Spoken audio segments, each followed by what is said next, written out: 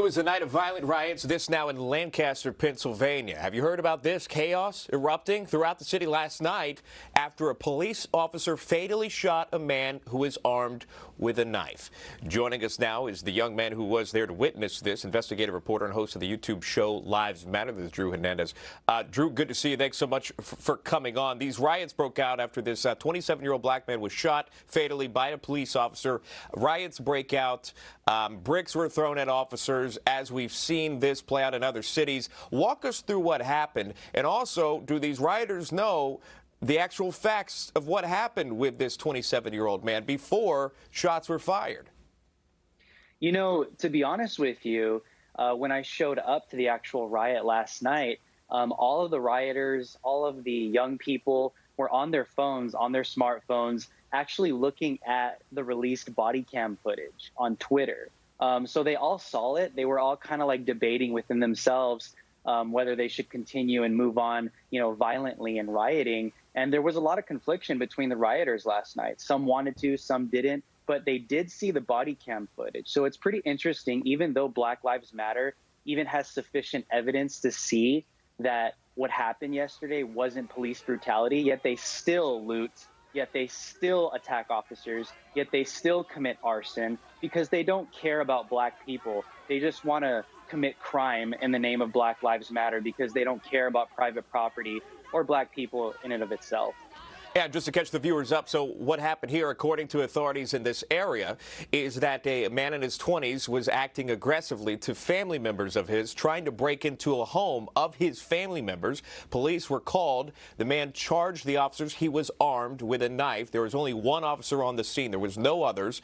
That's when he pulled out his gun. The man died on the scene there. Instead of holding back the body camera footage, which police typically do when there's an investigation going on, and this is an ongoing investigation, they actually just released and said, hey, here's exactly how this played out. Nevertheless, the rioters continued, and you saw that. What were you shocked by the most last night?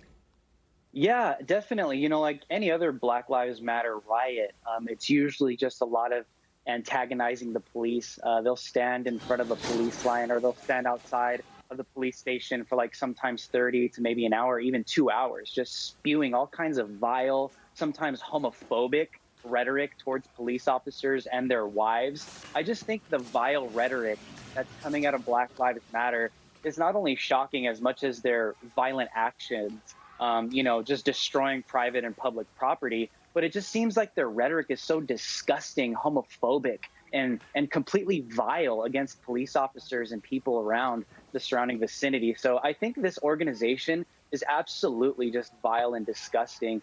Their behavior is ridiculous and unacceptable, but just their rhetoric at these riots are just, it's unacceptable, it's immature, it's disgusting, and I don't see how anyone in America could just stand by this and support this organization any longer, regardless of skin color. Let me jump in, Drew, because we're watching the video, by the way. This is your video that you're sharing, and it's so important to see this stuff. But I'm telling you, what I'm looking and we're watching here, these tear gas bombs, whatever they are coming straight towards your camera. Some of these rioters are right in your face. Are you ever fearful yourself for your life when you're recording this as a journalist?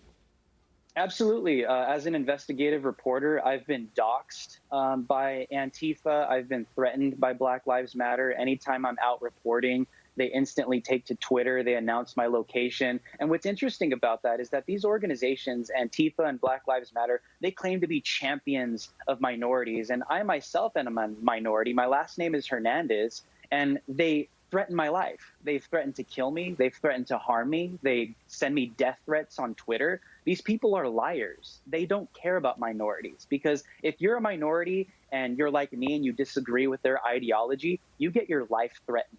It's just a cover for them to get a pass in society, and they're liars. Well, I appreciate you doing your hard work there. I know a lot of viewers do, and keep it up. Just stay safe. Drew Hernandez joining us live. We appreciate it. All right, stay with us. National Report returns after the break.